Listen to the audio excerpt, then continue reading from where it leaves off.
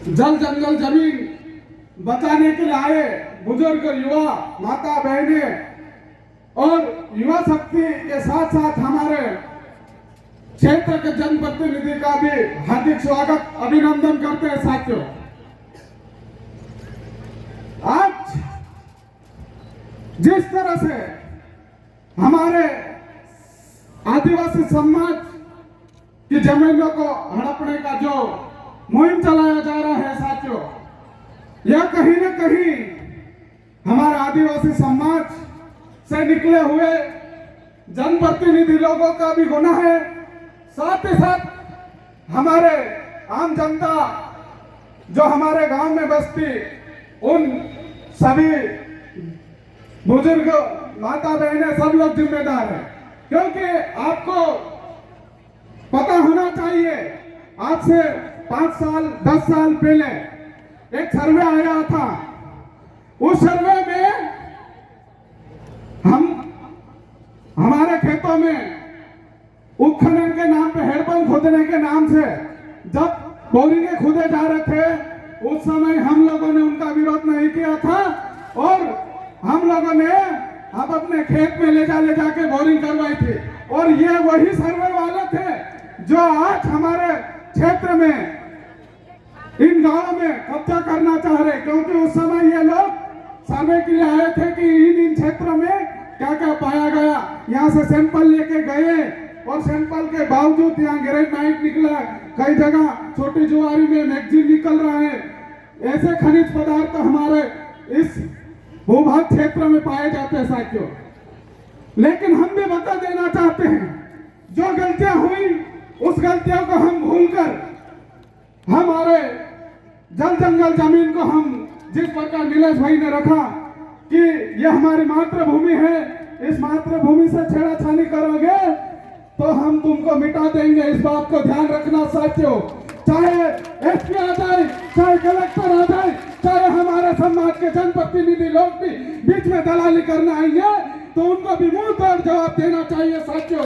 क्योंकि अभी तक मुझे जो जानकारी मिली है वह कहीं ना कहीं हमने भी हमारे माध्यम से गुप्तचर लगाए तो यहाँ के कलेक्टर महोदय जी बोलते हैं कि हमारे संज्ञान में कोई बातें नहीं है, ये सब अफवाहें हैं।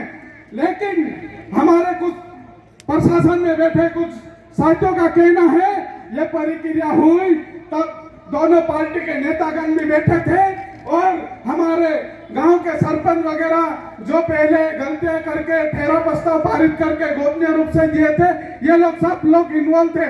लेकिन अभी हमारे पास पेशा कानून एक्ट माननीय मुख्यमंत्री जी ने लागू किया है, उस पैसा को हमको समझने की जरूरत है साथियों। ये पैसा आया तो ना लोकसभा, ना विधानसभा, ना राज्यसभा, सबसे बड़ी ग्राम सभा है, तो हमको इस ग्राम सभा को मजबूत करने की आवश्यकता है साथियों।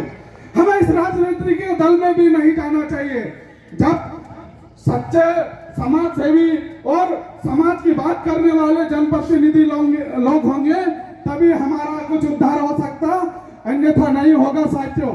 ये छोटे छोटे सैंपल परमल टुकड़ा दारू की बोतली में बिकना बंद कर दो, वरना हमारा इन लोगों ने कब्रिस्तान खोद के रखा है, हमको गाड़ देंगे, लेकिन ये कभी भी हमारा उद्धार नहीं करने वाले।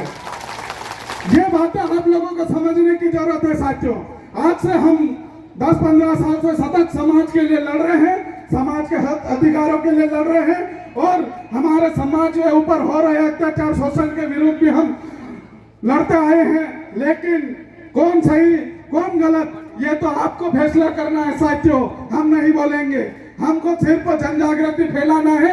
आप लोगों को संवैधानिक अधिकार में जो हमें अधिकार मिले हैं, हमारा फर्ज है कि हम आप लोगों को बताएं साथियों, क्योंकि हम पढ़े लिखे हुए, समझदार हुए, हमारे को संवैधानिक अधिकार मिले हैं, तो हमारा दायित्व बनता है कि हमारे अनपढ़ भाइयों, काका बाबा, माता बहनें और साथ ही साथ सभी युवा साथियों को इस बारे में हमें बताने की जरूरत है। हम वही काम कर रहे हैं, ना कि हम इस क्षेत्र में कोई राजनीतिक मंच साझा करने के लिए आए हैं साथियों। मैं ये मुकेश रावत आपसे वादा करता है, पहले भी कभी भी किसी पार्टियों से समझौता नहीं किया है, ना करूंगा। क्योंकि इस अलीराजपुर जिले में अगर जय आदिवासी युवा शक्ति संगठन को स्थापित करने का शुरू से काम किया है, आज भी कर रहा हूं, कल भी करूंगा साथियों। लेकिन जब जब एक दिल में धड़कन चालू हो जाती, जब हमारा आदिवासी समाज के ऊपर अन्याय होता है, अत्याचार होते, माता बहनों के साथ बलात्कार होता है, उनके साथ शारीरिक शोषण होता है, खून उबलता है, कि तभी जाके उसका सिर काट के लाके ने रख दूं। लेकिन कुछ पाबंदियां रहती हैं। एक सामाजिक कार्यकर्ता होने के नाते हमारे लोगों को सही ज्ञान देने की जरूरत है और उनको सही गलत बताना भी मेरा कर्तव्य बनता है साथियों। लेकिन कब तक हम ये अन्याय शोषण झेलते रहेंगे? कब तक हम हमारी जल जंगल जमीन दूसरों के हाथों में हथियाने देंगे? आज हमारे दादा परदादा छोटे छोटे सेड़े के लिए मर मिट जाते हैं, छोटा सा घोड़ा खुतर देते हैं, वहां भाई भाई को मार देता है, बाप बेटे को मार देता है। ऐसी जमीन आज गैर आदिवासी और उद्योगपतियों के नाम से जाएगी तो हम चुप बैठेंगे क्या? उनको भी खदेड़ने की जरूरत है। मैं तो सीधा कहता हूं, हमारी मातृभूमि से कभी समझौता मत कीजिए।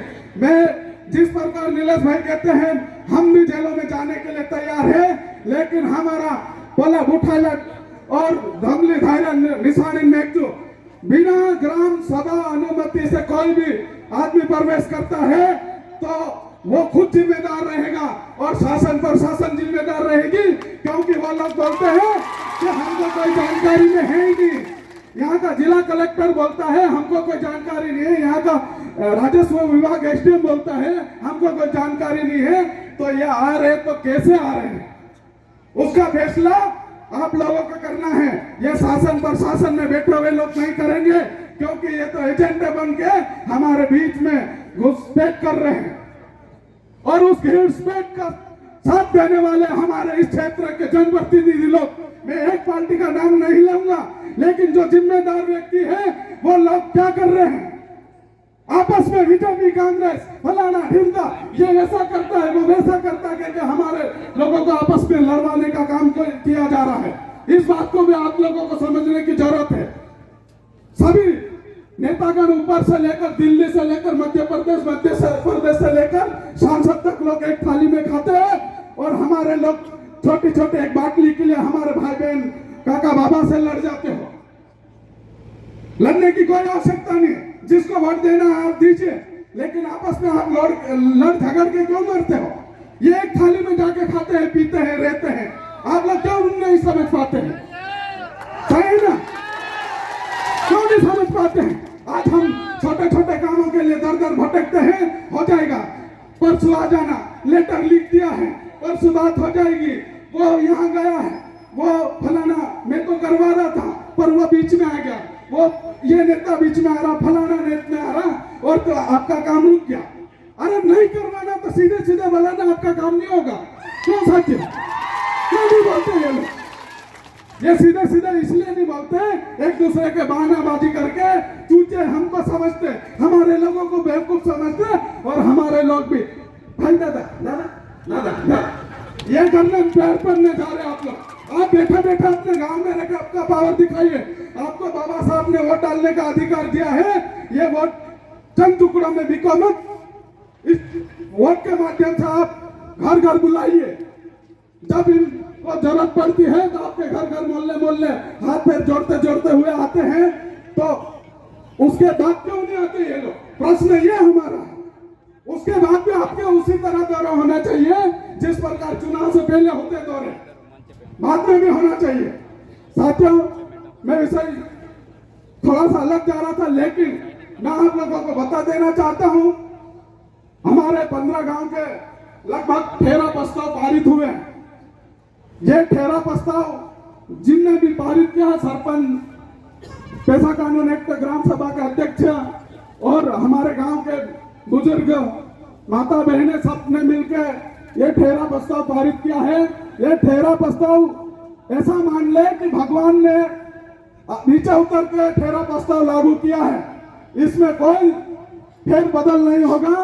आप के बिना अनुमति से जिस कोई भी गांव में जमीन हथियाने की कोशिश करते हैं, आपको मोह माया जाल भी बिछाया जाएगा, आपस में लड़ाया भी जाएगा, आपस में फलाना फलाना बुराई भी की जाएगी। जिस प्रकार अभी भी सुनने में आ रहा है कि आदिवासी समाज के एक लेडी जो एक निर्दलीय रूप में आ रही है कि रिंकू बाला ने तो पैसे ले लिए हैं और आप लोगों को झूठा कहानियां बता के भीड़ भड़ा करके वो आप लोगों को भ्रमित कर रहे हैं। ऐसा कुछ नहीं है साथियों, यह आप लोगों को आपस में लड़वाने का काम है और हमको समझने की जरूरत है साथियों। जैसे जैसे हमारे क्षेत्र में ये जमीन और हमारे क्षेत्र के सभी लोगों का सहयोग मिलना चाहिए, उनके भविष्य को अच्छा रखे, ऐसा निर्णय लेकर हम कार्य करें। साथियों बहुत सी चीजें हैं, मैं आगे बात बताने से पहले आप लोगों को यह बता देना चाहता हूं कि आप कभी भी डरना मत। किसी भी गांव में डरने का मतलब ये नहीं कि जबरन किसी से भी मारा कुटी करो, लड़ाई झगड़े करो। नियम से बात करना है, जो हमारे अधिकार में आता है वही बातें करना है, ना कि अपन लड़ झगड़ जाएंगे और मर जाएंगे, काट देंगे, ऐसा नहीं। जहां आवश्यकता पड़े वहीं लड़ना है साथियों। जिस प्रकार हमारे समाज में एक आप लोगों ने जो ताकत दिखाई, उसके लिए मैं आप सभी को तहे दिल से धन्यवाद देता हूं। आपने अपनी मातृभूमि, अपने जल जंगल, जमीन, खेतियान और देव स्थलों को बचाने के लिए आज आप लोगों ने बड़ी ताकत और हिम्मत के साथ जन कार्रवाई लेकर आए। उनका मैं सभी ग्राम पंचायत और गांवों और हमारे बीच में उपस्थित जनप्रतिनिधि, पत्रकारगण और सभी समाज के लिए आए दूर दराज से वक्ता, उन वक्ताओं का भी तहे दिल से मैं शुक्रिया अदा करता हूं। साथियों, नारे के साथ मैं अपनी वारी को विराम दूंगा।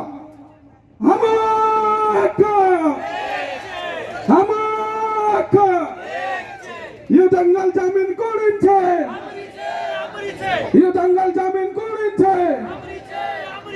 जय जोहर का नारा है, जय जोहर का नारा है। धन्यवाद।